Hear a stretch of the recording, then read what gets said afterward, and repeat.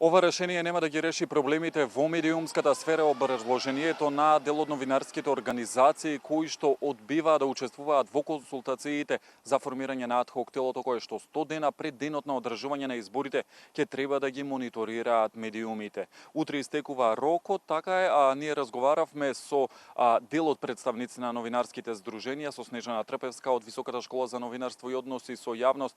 Таа вели дека на овој начин се прави преседан со тоа што партиите ќе треба да предложат по еден член кој што би влегол во составот на ова тело. Сепак таа смета дека со професионалното работење на агенцијата за медиуми има долгорочен план за да се реши проблемот со медиумската сфера. Еве дел од разговорот со Снежана Трпевска. Средбата немаше карактер на консултации за формирање на телото, туку повеќе беше соопштување на ставовите.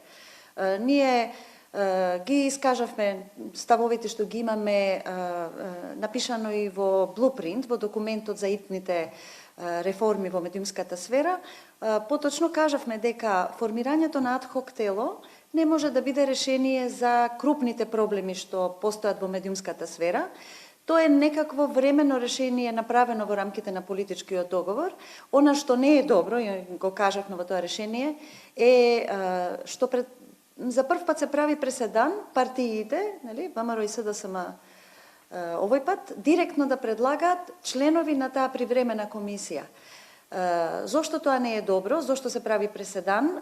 Бидејќи се што се однесува на медиумите, значи било да се врши мониторинг или изрекување мерки, таквите тела не би требало да се директно предложени од партиите, туку според препораките на Совет на Европа, тоа треба да се регулаторни тела кои се избрани во една демократска, транспарентна процедура, со конкурси, врз база на јасни критериуми, тоа да се независни експерти и да ги избира парламентот. На 20 кандидати досега се пријавиле на јавниот повик на опозицијската СДСМ за адхок телото, исто така и за функцијата главен и одговорен уредник на јавниот радио дифузен сервис. Од партијата нема значи конкретно образложение околу критериумите преку кои што ќе бидат избрани овие членови. Лидерот на партијата Зоран Заев денеска одговарајќи на новинарско прашање единствено рече дека ќе се води сметка за тоа да бидат од редот на професионалците, медиумските експерти и да се почитува етичкиот кодекс. Еве изјавата и од лидерот на СДСМ Зоран Заев.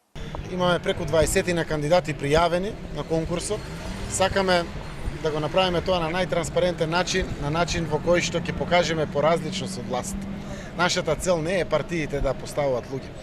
Испративме апел до експерти и професионалци да се кандидираат на овој конкурс. Овие денови се изградени веќе критериумите согласно искуството, согласно професионалното ангажирање на овие луѓе кои што конкурираат на конкурсот, за да може да извршат мониторинг функцијата која што адхок телото ќе ја има.